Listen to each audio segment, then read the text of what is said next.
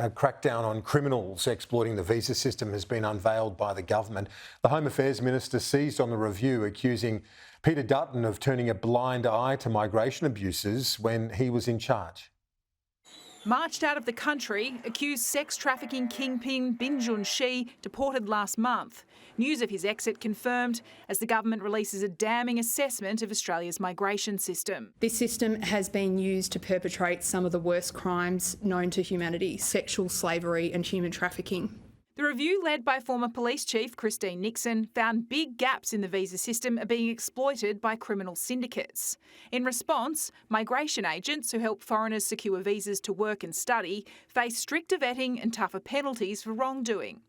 $50 million will go towards a new compliance division within Home Affairs, and a task force will investigate suspected sex and drug traffickers. Genuine, serious changes, the biggest reform to immigration compliance in more than a decade. The opposition has taken aim at the delay in releasing the so-called rapid review. Why has he sat on this report for 7 months?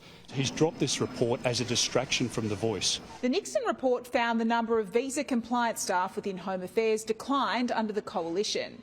Claire O'Neill seizing on that to accuse Peter Dutton of turning a blind eye when he was minister. We have here Peter Dutton, who has made a career out of pretending he's a tough guy on borders, and the Nixon review shows us that that is a fraud and a lie. Well, I'll tell you what I did as Immigration Minister: cancelled over 6,000 visas of bikies, of criminals, of drug dealers. So I'm not taking any lecture from Labor when it comes to the migration program. The next piece of the puzzle will come when the government releases its skilled migration review in the coming weeks. Trudy McIntosh, Sky News, Canberra. Joining me live in the studio is the Home Affairs Minister, Claire O'Neill. Thanks for your time. This Nixon review, were you shocked when you read the extent of the exploitation here? Yeah, absolutely, Kieran.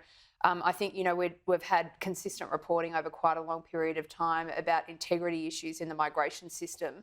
But what Christine Nixon has shown here is that things got so bad at the end of the former government that criminal gangs around the world were actually looking to Australia, knowing that they would be able to exploit our migration system in order to conduct crimes here.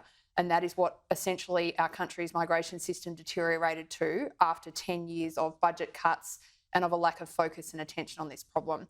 So we've received Christine Nixon's report, we've done an absolute power of policy work, and today we announced what will be the biggest shake-up in immigration compliance in recent decades. So for our viewers who might be just tuning in, in simple terms, can you explain where the weak spots are and how you're going to fix it? Yep, sure. So what Christine Nixon showed was that we've got a range of different problems. One of them is that the migration system essentially is full of ways that people can exploit the system to come to Australia or stay in Australia when they're not really meant to be here.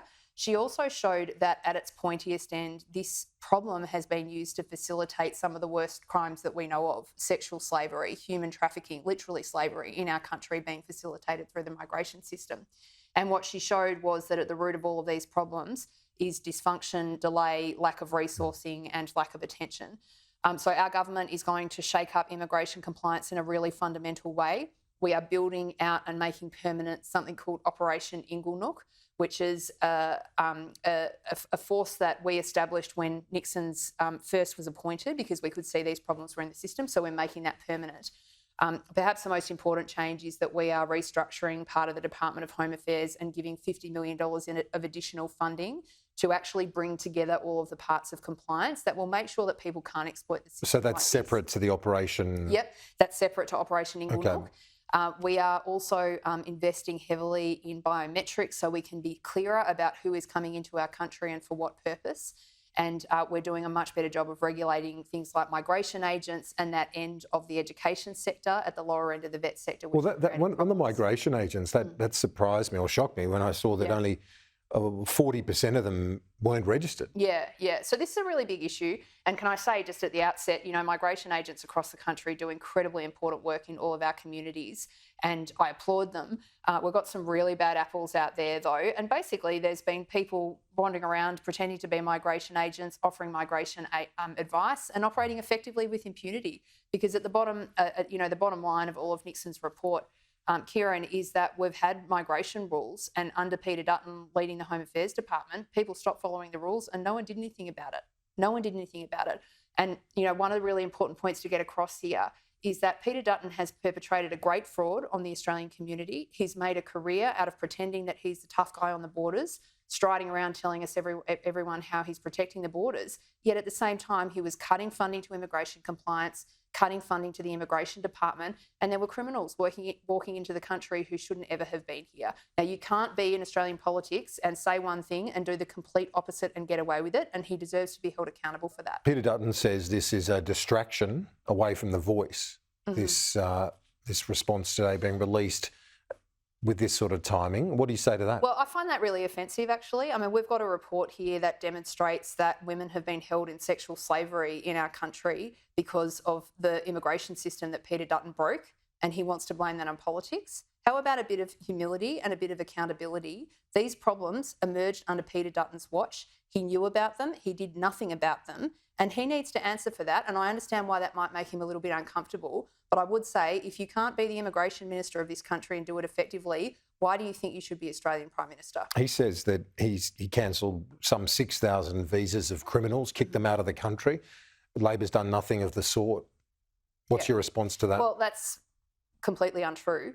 But I would say, don't think you're going to get a pat on the back being an immigration minister because you kick people out of the country. That is just us doing our jobs. And it is something, of course, that our government continues to do. But I just say it's here in black and white. We've got a person of utmost integrity who has conducted this report into our migration system. She has articulated the fact that this system got so bad under Peter Dutton's watch, literally criminal gangs around the world were looking at our system and saying, let's go to Australia because we'll be able to abuse the migration system.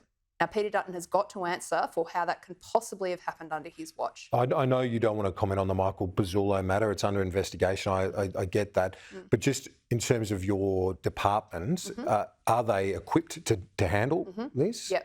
So I've got great faith and confidence in my department. One of the things that I really noticed when Andrew Giles and I were appointed responsible for this system is that the migration part of the department was not getting the political attention that it deserved. And I honestly go down to the department today and I feel like, you know, they hadn't seen a minister for almost a decade in large parts of the immigration section of the department. That's not what's happening now.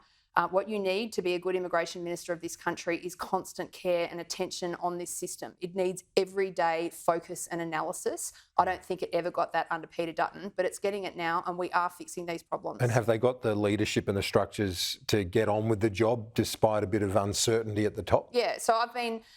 you know, this is a really resilient group of people. They are great patriots who come to work every day. Many of them put on a uniform and try to do the right thing for their country. And they're continuing to do that through the goings on at the moment while the Public Service Commissioner concludes his review. Claire O'Neil, Minister, appreciate your time. Great, thanks, Kieran.